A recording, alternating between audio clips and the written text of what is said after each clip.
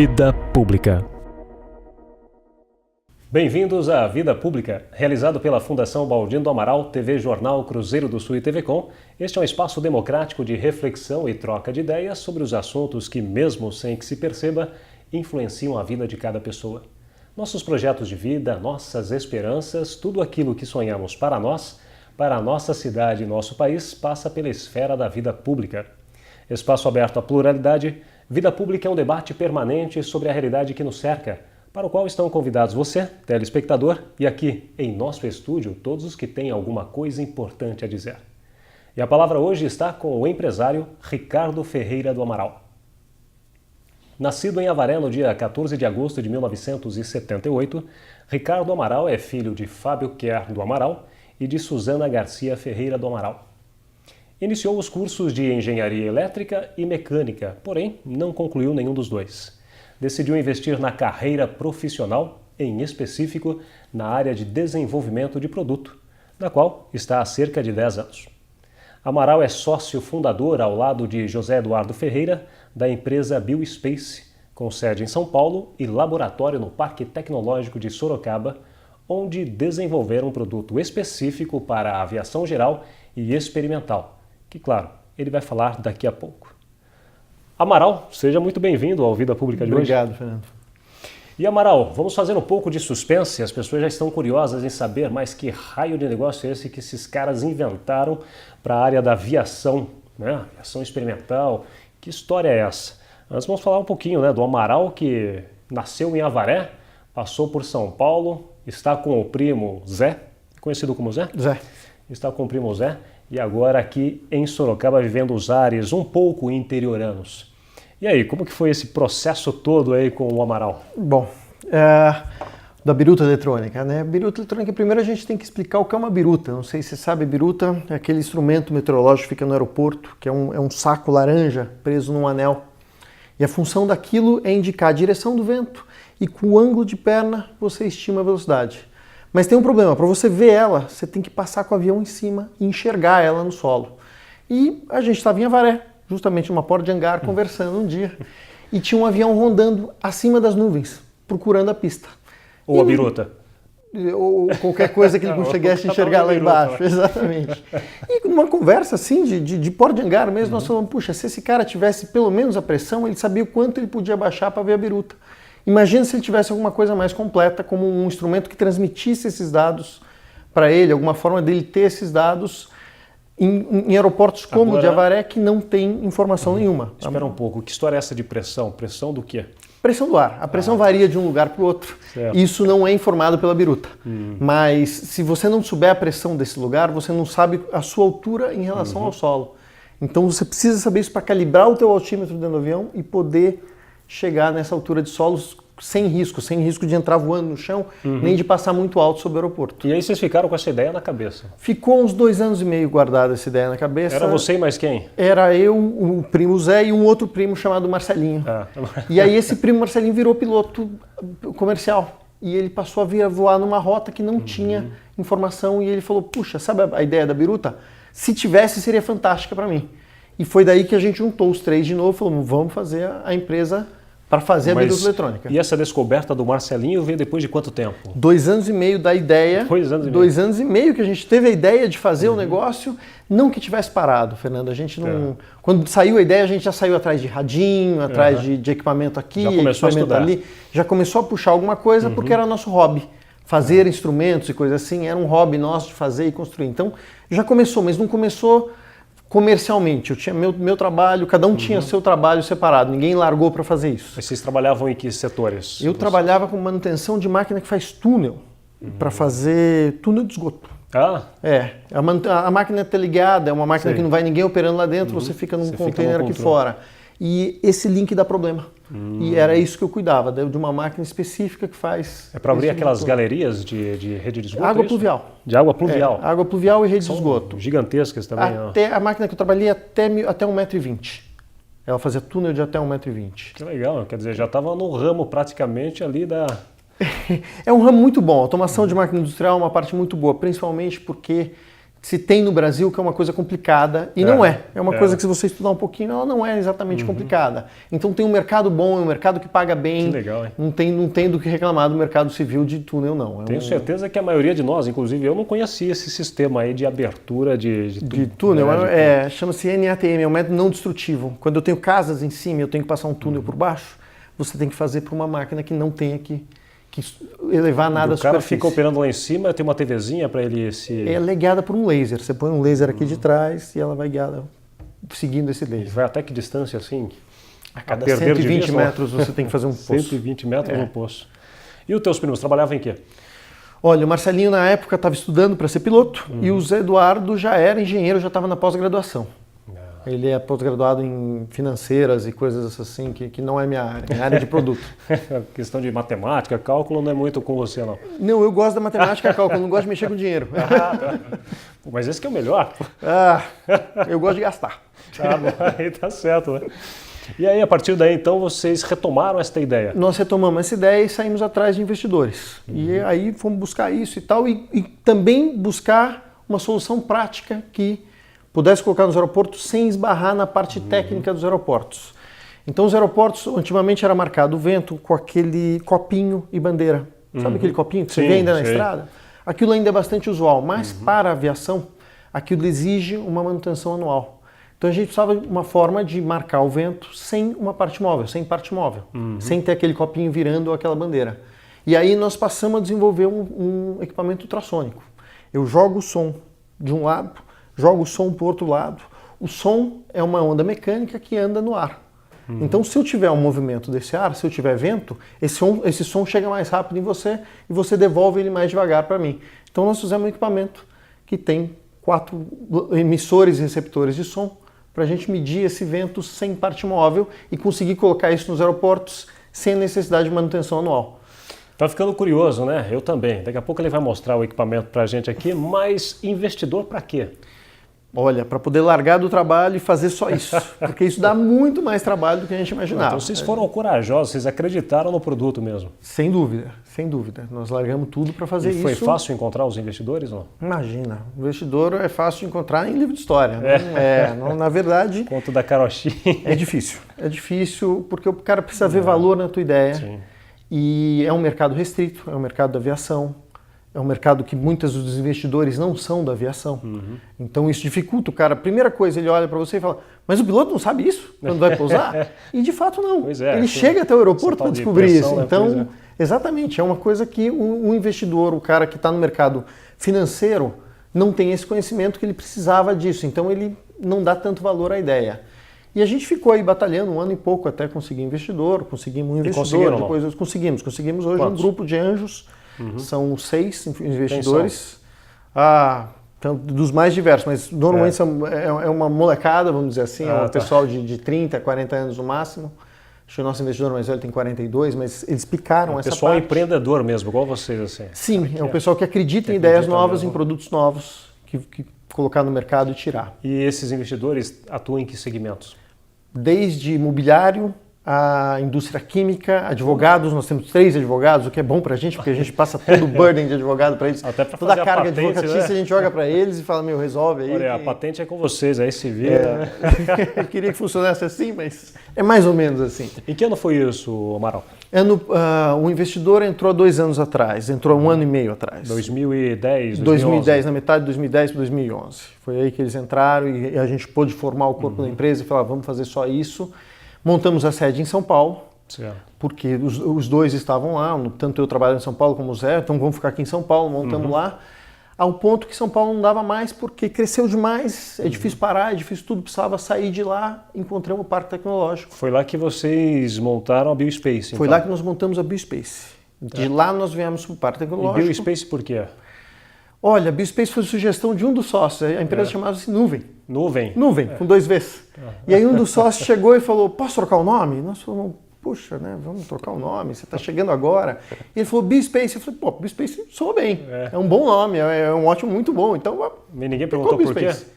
Por Não, que BioSpace? não, nós não temos o nome do BioSpace. Junta-se o BioSpace, muita gente acha que a gente tem uma coisa com biotecnologia, nós Parece não temos nada com Pois biotecnologia. tá vendo? O bio nosso vem muito mais de biodiversidade, Ah. de ambiente, e o Space por ser simplesmente o campo da aviação e coisa Você assim. precisa informar bem essas coisas, porque senão o telespectador fica biruta, né? Sim, com certeza, é eletrônico ainda. Bom, a partir daí, então, Amaral, vocês montaram a BioSpace. Sim. Acreditando, tinha concorrência, alguma coisa nesse sentido? Por que você fala que cresceu lá? Cresceu o mercado? Cresceu a cidade? O que a gente cresceu se lá? formou A lá violência? e cresceu, a violência sem dúvida. Cresceu a nossa pesquisa de mercado, a aceitação desse produto no mercado, principalmente porque se tratava de um equipamento que aumentaria a segurança de voo. Tá. E quando você está voando, você não tem acostamento, não é como o teu carro que você para, vou dar uma olhadinha no que aconteceu aqui. Voando, você não tem acostamento. Então, uma vez que você passa aperto, você já olha diferente e fala, puxa, se eu usar uma vez só o teu equipamento, mas se me tirar do aperto, já tá bom. Então, a ideia de ser bom para as pessoas, a BioSpace, a gente tinha essa ideia de vamos montar uma empresa e tal, o que tem que ser, o que eu tenho que fazer para uma empresa? Em primeiro lugar, ser bom para as pessoas, ser bom para o ser humano em geral. E essa ideia agregava valor no sentido de aumentar a segurança de voo. Eu estou dando uma informação prévia, eu estou dando uma informação muito antecipada. Você chegar no aeródromo, você já sabe qual a condição do aeródromo. Então, porra, eu falo, é como você virar uma esquina e saber que lá tem uma passeata de bicicleta.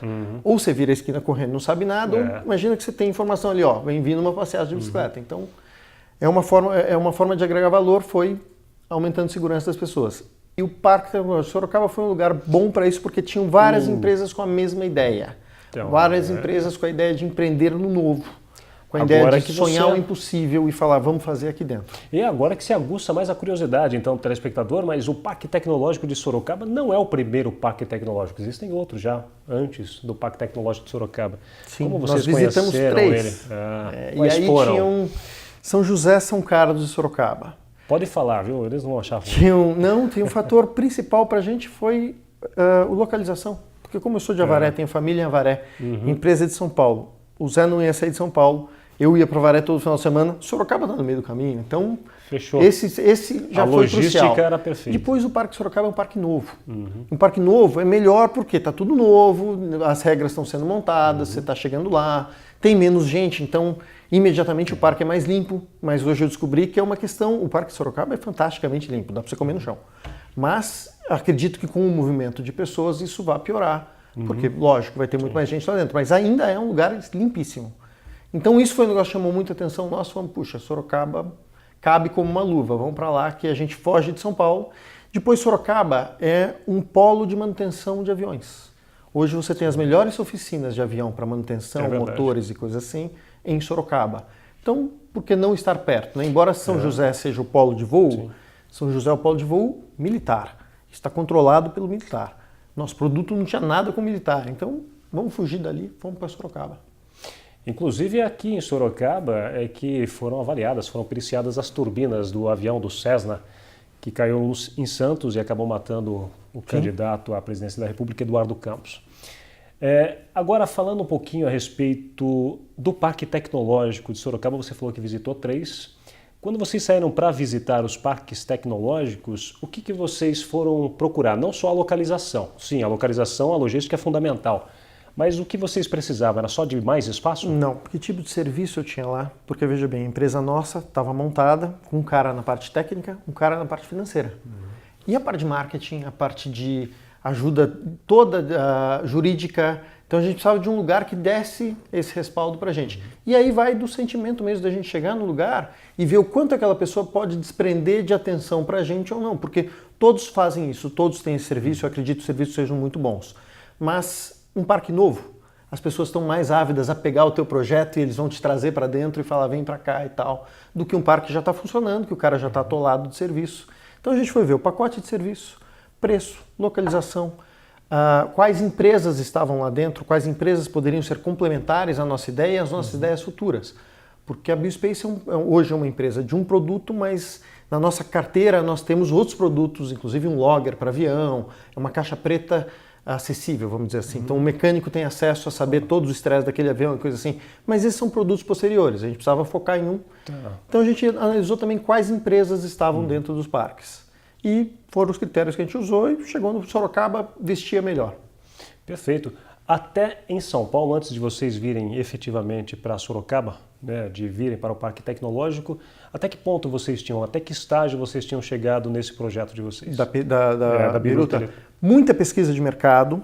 Nós já tínhamos alguns protótipos feitos, algumas provas de conceito, para a gente mudar daquele negocinho do copinho para ir para o som, a gente já tinha alguma prova de conceito. Provas de conceito é alguma coisa física, é quando né, que você tenta um novo e prova que consegue fazer. Tá. Esse negócio de jogar o som para um lado e para o outro para medir a velocidade do vento, exatamente, isso é possível, mas não só possível, é possível e eu consigo fazer? Porque possível eu sei que é, porque já existem outros produtos no mercado que fazem isso, mas copiar de outro produto não é vantagem nenhuma, porque eu não agrego conhecimento na empresa.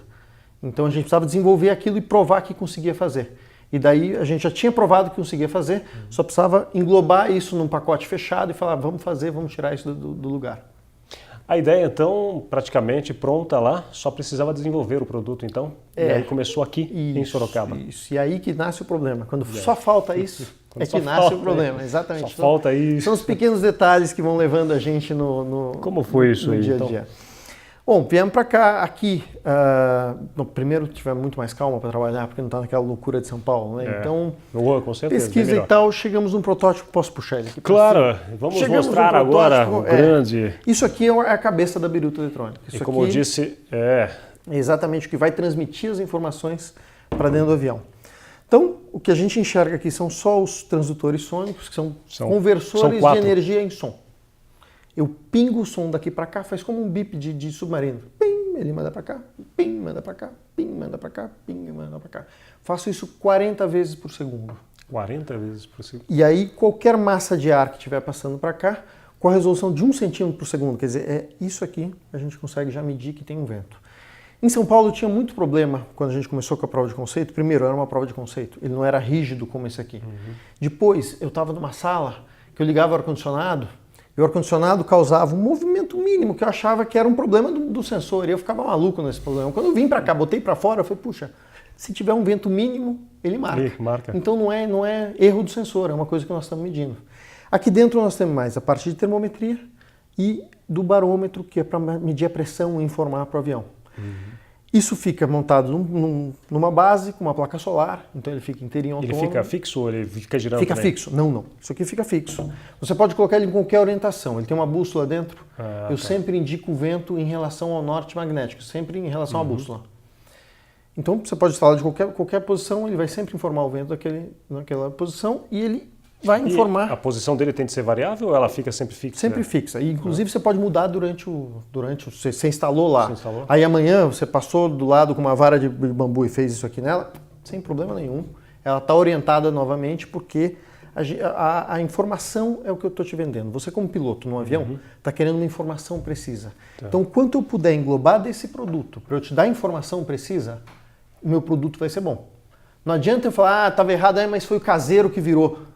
Pô, isso não adianta nada. Eu quero que esteja certo, entendeu? Não é... Então, a gente tomou conta de fazer todas as medidas para que isso aqui seja instalado de qualquer forma e te mande a informação certa. E esse aparelho ele registra ele registra informações em algum sistema dentro dele ou não? Sim, ele tem um logger dentro e eu gravo a cada 10 segundos. Tem o quê? Um logger, é um registrador. Tá. Então ele monta uma tabela num cartão de memória de 10 em 10 segundos e toda a informação de vento que passou por ele. E aí você pode captar isso Posso daí captar e usar esses anotações. Dados exatamente para, por exemplo, você instalar uma usina eólica.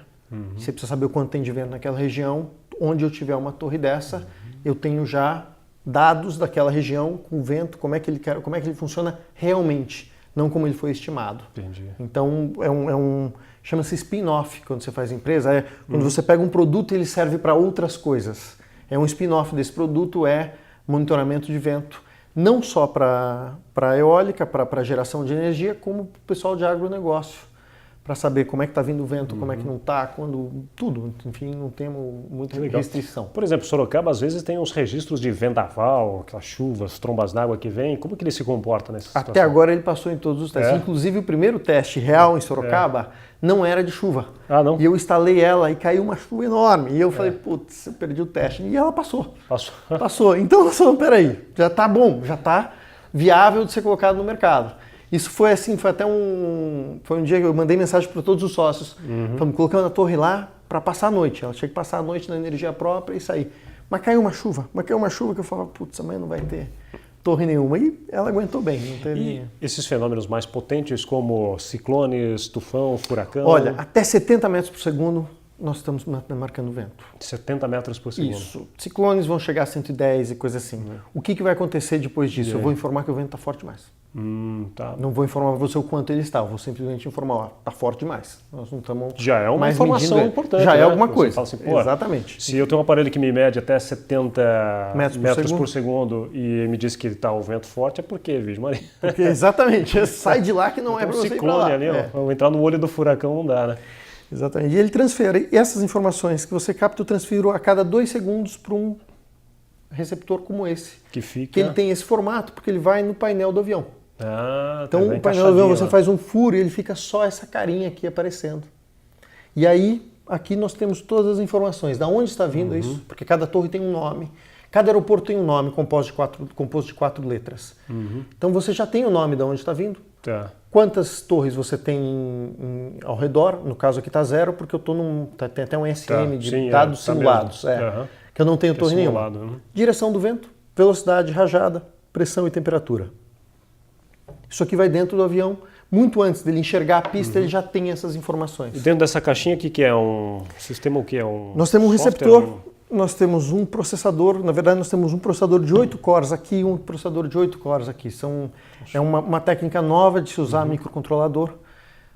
Se a gente entrar nesse assunto, microprocessador que você tem no seu computador, ele processa dados. Certo. Microcontrolador é um microprocessador mais lerdo e que tem capacidade de mexer, de jogar energia para fora ou para dentro. Então eu consigo tocar esse display todo com o processador.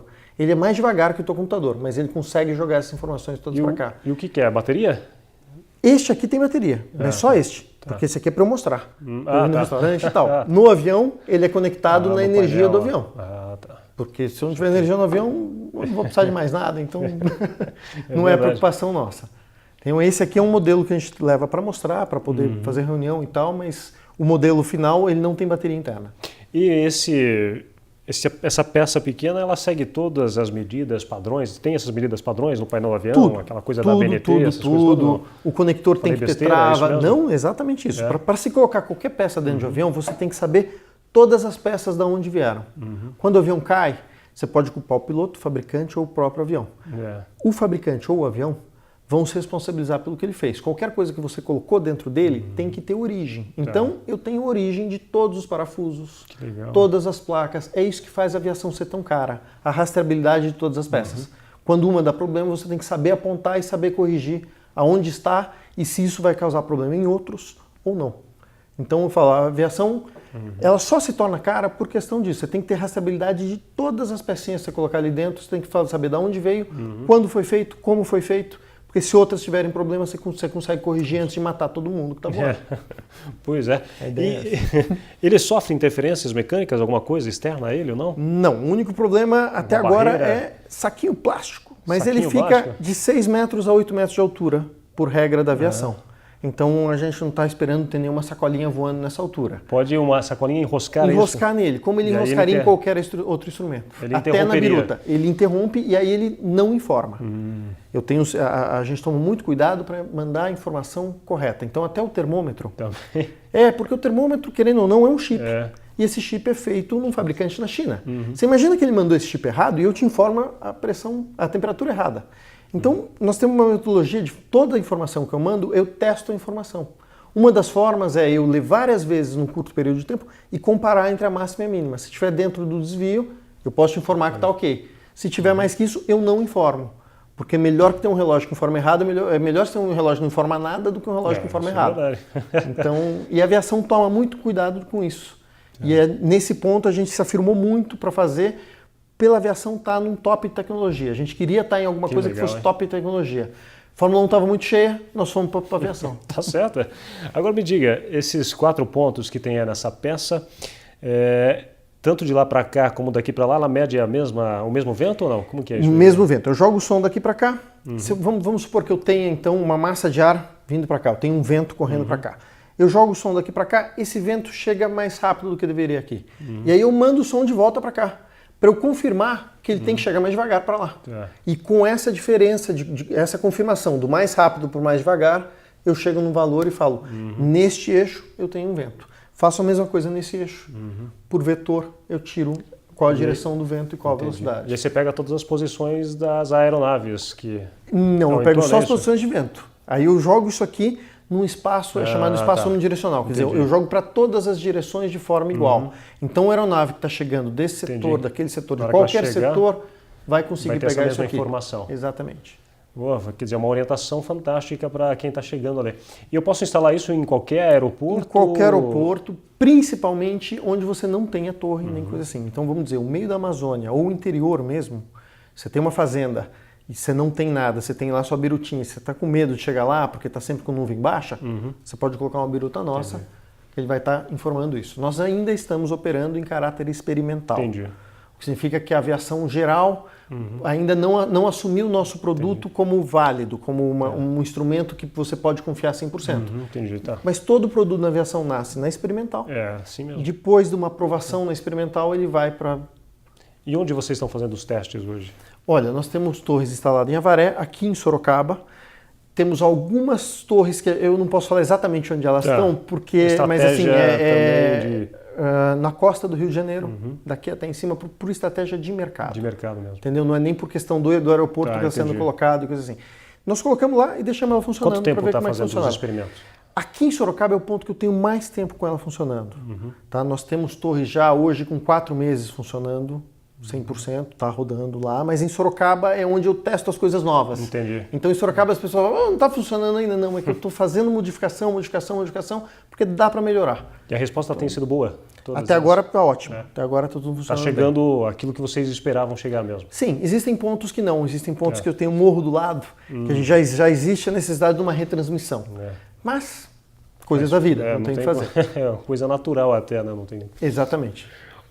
Só assim, especificamente, da linha de produção de vocês, ainda não tem nada. Vocês vão... Nós não produzimos atualmente nada em loco, tá? Nós fizemos o quê? Toda a produção da torre é externa. A placa de circuito foi desenvolvida dentro, a gente manda fazer, chega com ela. A parte de usinagem foi toda feita fora, a gente chega e monta. Então nós estamos agindo como uma montadora, cujo qual o último ponto nosso é colocar o software dentro. Para que os meus montadores não me copiem. Não que eu tenha medo deles, eu confio bem neles, tal, mas a gente é amigo até a hora que vira inimigo. Toda a cautela. Amigos, negócios à parte. Né? Então a gente segura o último fator, que é colocar o software dentro e falar, agora ela tá, daqui ela sai com o software. Antes disso, ela é um monte de eletrônica que não faz nada. Vocês têm uma equipe que vai lá e instala? Não, nós estamos instalando nós mesmos. Vocês mesmos? Por enquanto está sendo nós mesmos. Startup, você vai fazer tudo. Você vai fazer tudo. Desde limpar o chão, pegar correspondência, instalar a torre, tudo. Pelo menos vocês vão conhecer o produto de ponta a ponta, na verdade. Quando eu contratar, eu vou saber se o cara está fazendo corpo mole ou não. Eu falo muito isso com o Zé. Falo, Zé, nós vamos lá e vamos instalar, porque quando eu mandar, eu sei que leva 4, 5 horas para instalar a torre.